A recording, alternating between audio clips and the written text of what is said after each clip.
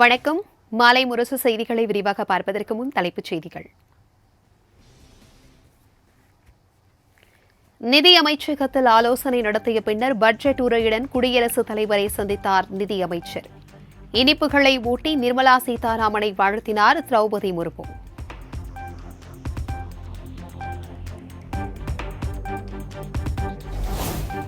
மத்திய பட்ஜெட்டில் பல முக்கிய அறிவிப்புகள் வெளியாக வாய்ப்பு.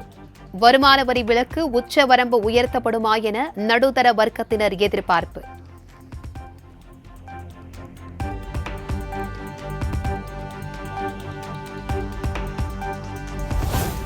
பட்ஜெட் தாக்கல் செய்யப்பட உள்ள நிலையில் மும்பை பங்குச்சந்தை சென்செக்ஸ் 229 புள்ளிகள் உயர்ந்து 80,731 புள்ளிகளில் வர்த்தகம். தேசிய பங்குச்சந்தை நிப்டி 23 புள்ளிகள் உயர்ந்து 24,532 புள்ளிகளில் வர்த்தகம்.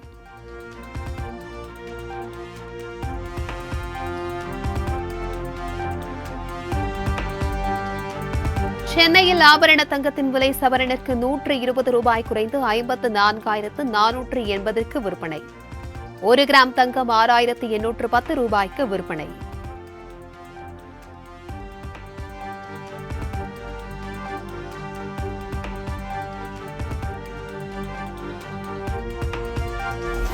காங்கிரஸ் கட்சித் தலைவர் மல்லிகார்ஜுன கார்கே வீட்டில் இந்தியா கூட்டணி கட்சித் தலைவர்கள் இன்று முக்கிய ஆலோசனை.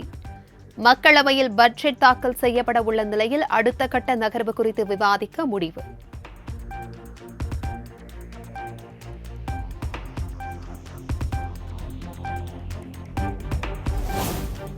அமில வீழ்ச்சி என்னும் பயங்கரத்தை தடுக்க மத்திய அரசு சிறப்பு சட்டம் இயற்ற வேண்டும். மத்திய உள்துறை அமைச்சர் அமித் ஷாவிற்கு விசிக எம்பி திருமாவளவன் கடிதம்.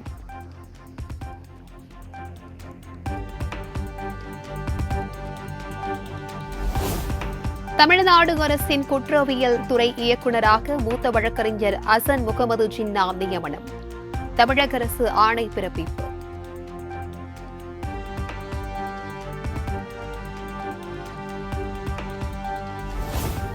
சென்னையை அடுத்த பரந்தூரில் புதிய விமான நிலையம் அமைப்பதற்கு மத்திய அரசு அனுமதி. மாநிலங்களவையில் மத்திய விமான போக்குவரத்து துறை அமைச்சர் ராம்மோகன் நாயுடு தகவல்.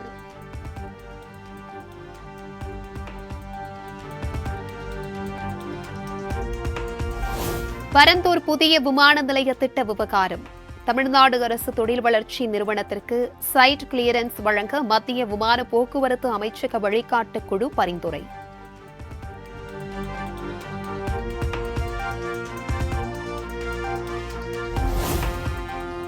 ஆம்ஸ்ட்ராங் கொலை வழக்கில் தேடப்பட்டு வரும் ரவுடி சம்போ செந்தில் மீது புதிய வழக்கு. சென்னை புது வண்ணாரப்பேட்டையில் கட்டுமான நிறுவன உரிமையாளரிடம் மாமூல் கேட்டு மிரட்டிய புகாரில் போலீசார் நடவடிக்கை.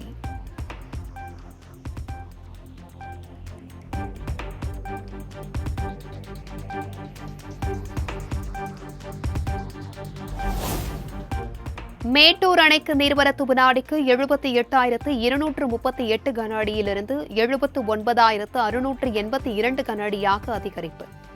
தொடர் நீர்வரத்து காரணமாக அணையின் நீர்மட்டம் 78 அடியிலிருந்து 82 அடியாக உயர்வு.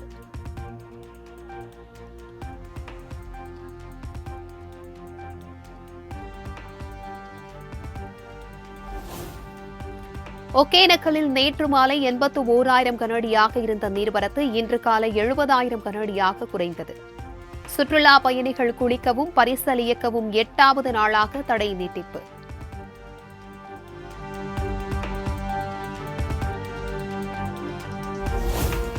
பட்ஜெட் தாக்கல் செய்யப்பட உள்ள நிலையில் மும்பை பங்குச்சந்தை சென்செக்ஸ் 229 புள்ளிகள் உயர்ந்து 80,731 புள்ளிகளில் வர்த்தகம். தேசிய பங்குச்சந்தை நிப்டி 23 புள்ளிகள் உயர்ந்து 24,532 புள்ளிகளில் வர்த்தகம்.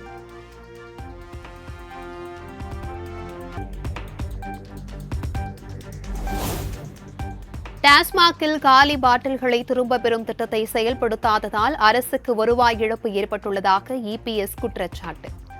சட்ட விதிகளின்படி அதிக விலை கோரியவர்களுக்கு முறைப்படி ஒப்பந்தம் விட்டு நடவடிக்கை எடுக்க வலியுறுத்தல்.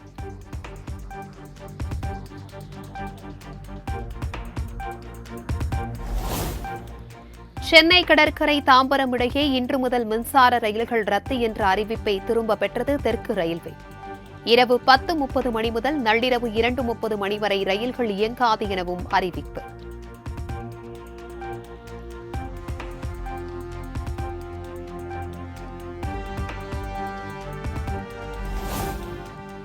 சென்னையில் வரும் சனி ஞாயிற்றுக்கிழமைகளில் பகல் இரவு நேரங்களில் மின்சார ரயில்கள் ரத்து. தெற்கு ரயில்வே அறிவிப்பு.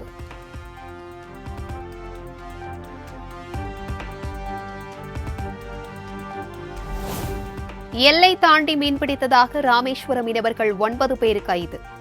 நெடுந்தீவு அருகே மீன்பிடித்துக் கொண்டிருந்த போது இலங்கை கடற்படையினர் அட்டூழியம்.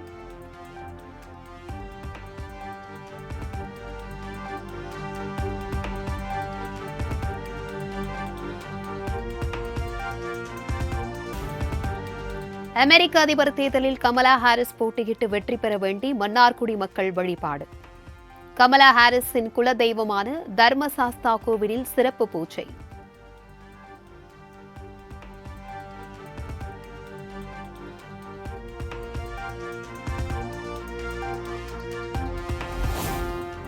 ஆட்சி அதிகாரத்திற்காக மாநிலத்தின் விருப்பங்களில் நிதிஷ்குமார் சமரசம். பீகாருக்கு சிறப்பு அந்தஸ்து மறுக்கப்பட்டது தொடர்பாக ராஷ்டிரிய ஜனதா தள தலைவர் லாலு பிரசாத் விமர்சனம்.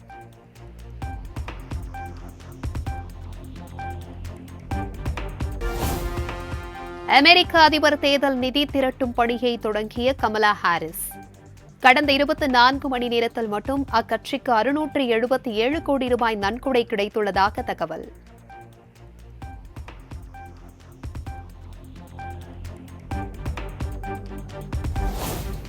ஆஸ்திரிய ஓபன் டென்னிஸ் போட்டியில் முதல் சுற்றில் இந்திய வீரர் ஸ்மித் நாகல் வெற்றி.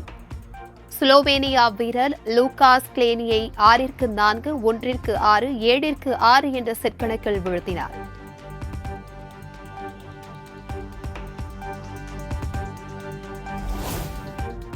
டிஎன்பிஎல் T20 கிரிக்கெட் தொடரின் இன்றைய ஆட்டத்தில் Madurai panthers Lyca Kovai Kings அணிகள் மோதல்.